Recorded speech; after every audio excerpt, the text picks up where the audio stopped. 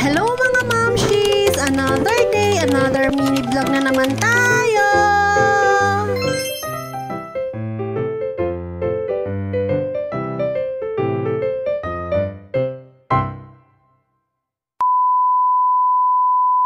Aalis na nga kami ni Ellie dahil pupunta na nga kami ng school, pero syempre, selfie muna!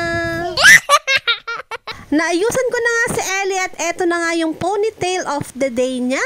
Meron kasing activity today ngayon sa school. Ngayon nga daw ang oral health month nila at pupunta nga daw yung mga dentista para tingnan daw yung kanilang mga ngipin. Ito nga daw ay handog ng LGU ng General Trias para sa mga bata ng daycare center at magbibigay nga daw sila ng libreng fluoride. Ay siya, ang sabi nga daw ay napakamahal daw ng fluoride sa mga dental clinic, nasa 1K nga daw. Buti na lamang ay may mga ganitong paandar nga sila, kaya nga good job LGU ng General Trias Cavite.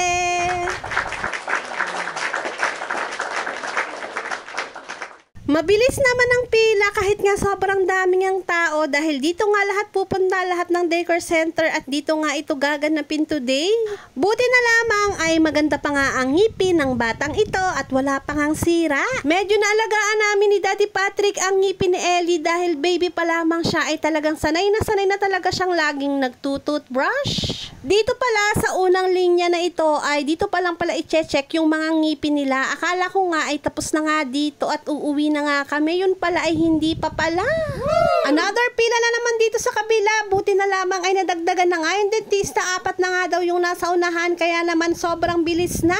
At finally nga dito na nga kami sa paglalagay nga ng fluoride kay Ellie. Pagkatapos nga daw lagyan ay hindi nga daw pwede munang kumain or uminom ng 1 hour. Ay paano nga ba yan? Gutom na nga tong anak ko. Ganito pala yung itsura ng fluoride. Ay nako, ay lumaki na nga akong ganito. Hindi ko nga alam kung ano yung fluoride na iyan. Nagbigay pa nga sila ng freebies. Merong libreng isang toothpaste at saka isang toothbrush. Pagkatapos nga ay umuwi na nga kami. Dahil nga napaga nga yung uwi namin, kaya nga wala muna akong gagawin. Kaya naisipan ko munang buksan itong aking mga parcel. Ito nga yung kortina na binili ko para nga doon sa may lababuhan. Kulay mocha nga yung aking napili para nga kulay kahoy. Kaso parang kulang yata. Dapat pala'y dalawa yung binili ko. Alam nyo ba mga mamshis, 50 pesos lang yan sa Orange app. Eto namang sumunod ito naman ay doormat na ilalagay ko nga din doon sa may lababuhan at kulay brown naman siya. Ito nga ay dalawang klase. Eto nga yung luma naming doormat ay tinanggal ko na nga at eto na nga nilagay ko na nga itong aking binili. 50 pesos nga lang din yung bili ko dito mga mamshi sa Orange app. Akalain mo naman yun? Wow! At eto namang kortina yung aking ikakabit. Tatanggalin ko muna yung luma. Kumuha nga ako nitong pamoni ni Ellie at itinali ko nga dun sa tali para nga kapag sinuot ko nga dito sa kortina ay mabilis na nga. Ganito rin ba ang diskarte nyo mga mamshis? Habang nag-aayos nga ako mga mamshis ay tingnan nyo naman ay talagang may isang batang ayaw umalis dito sa aking tabi at talaga namang nangungulit. Pagkatapos nga natin dyan ay nagbukas na naman ulit tayo ng isa pang parcel at eto nga yung dumating na naman, ito nga yung lagayan ng baso ko. Sobrang ganda, mukhang sosyalin pero ang halaga niyan, alam nyo ba mga mamshis, 39 pesos lang. Alam nyo ba mga mamshis, parang ang dami-dami ko talagang parcel na dumarating pero yung presyo talaga ng mga ino-order ko ay talagang mura-mura lang, talagang 50 pesos, 39 pesos lang. Sa Orange app nga mga mamshis, meron doong mga live sellers, doon ka mag-check out doon sa orange basket nila, doon mo sila hahanapin.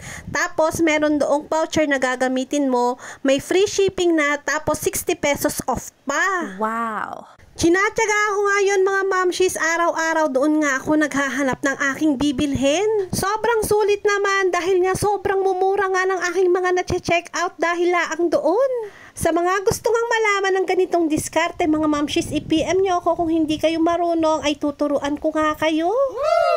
Pagkatapos nga naming magbukas ng parcel ay nagutom na nga itong batang ito. Ako naman ay eto, magbabalot naman ako ng regalo dahil nga pupunta naman tayo sa birthday. Dahil nga wala ako mapaglagyan ng taybay, eto nga itong ginamit ko. Ito nga suha dito sa ibabaw ng lamesa. Niyakag nga ako ni nanay, pupunta nga daw kami doon sa kabilang bahayan at doon nga daw ay may birthday yan ngayon. Saktong-sakto naman ay talaga namang gutom na talaga ako at parang ako'y takam na kumain ng menudo. For the go na nga ang mga person at kahit nga katanghaliang tapat ay naglakad na nga kami dahil nga medyo malapit lamang naman ito sa aming bahay. Binigay na nga ni Ellie yung regalo doon sa may birthday at kami nga ay naupo na at kukuha na nga kami ng aming mga foods. At eto na nga, una ko nga munang kukuhanin ng menudo na aking kinakatakaman kanina pa. Hindi na nga tayo nagra-rice kaya ayan nga, pinulpa ko na nga ang pagkuha ng ulam. Happy tummy na naman tayo mga mamshis. O siya, hanggang dito na lamang ang ating video. Kain po tayo mga mamshis. Salamat po sa inyong panonood. Bye-bye!